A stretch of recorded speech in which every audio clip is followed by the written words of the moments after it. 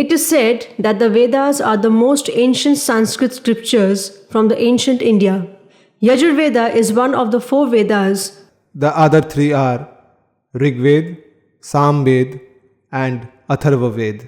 The Yajurveda is broadly grouped into 2 parts. Krishna Yajurveda and Shukla Yajurveda. Krishna means black or dark, whereas Shukla means white or bright. The Krishna Yajurveda is the unarranged motley collection of verses, that is a mixture of mantras and brahmanas, whereas the Shukla Yajurveda maintains the clear separation of the two. That means it contains well-arranged verses. It mainly consists of collection of mantras only. So, it's true that the 2 parts have some similarities, but there is no denying that they are arranged differently. However, in Puranas, there is an interesting story about the 2 groups of the Yajurveda. We will talk about it in Yajurveda video. Today, Krishna Yajurveda has survived in 4 Samhitas or recensions out of 86. Taittiriya Samhita is one of them. The date of Yajurveda is placed after the Rigveda, which is said to be the oldest among the Vedas, with the period of composition between the 13th and 10th centuries BCE. It consists of phrases which are used as ritual instruments in invoking a divinity or offering oblations. Sri Rudram is a Vedic chant honoring God Rudra, and it is part of the Krishna Yajurveda's Taittiriya Samhita. It is also found in Shukla Yajurveda. The text is very important for Shiva devotees, where Shiva is viewed as the Parabrahma, which is beyond all descriptions and conceptualizations. It is described as the formlessness that is eternally present everywhere in the universe and even beyond it.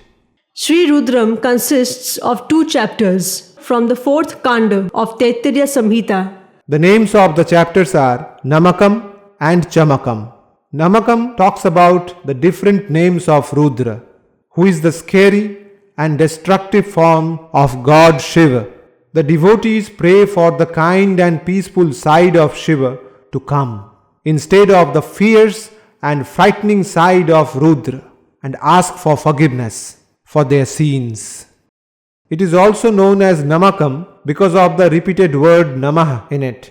The 8th anuvāka or hymn contains the very famous Shiva Panchakshari mantra or 5-lettered mantra. Namah Shivaya. And even Namah Shivaya is very popular. The Panchakshari mantra occurs for the first time in Vedas in this anuvāka. The 7th chapter, Chamakam, asks for the fulfillment of wishes. Each chapter consists of 11 anuvākas or hymns or segments. It is so called because of the recurrence of the word Cha me, which means and me. After praying and identifying God Rudra with everything in the Namakam, Chamakam is usually recited immediately after, in which the devotee asks him to give him everything. 347 things to be precise. Chamakam completely furnishes the idea of human happiness and defines to the highest degree the desires to be asked or to be granted. So basically, Chamakam portrays the very nature of desire, which keeps us alive, healthy and successful in life. According to Shiva Purana, by chanting Rudram, one gains both worldly pleasures and liberation. A famous verse from Vayu Puran says that a person reciting and applying daily the Chamakam, Namakam and Purusha Shuktam is honored in the Brahmalok.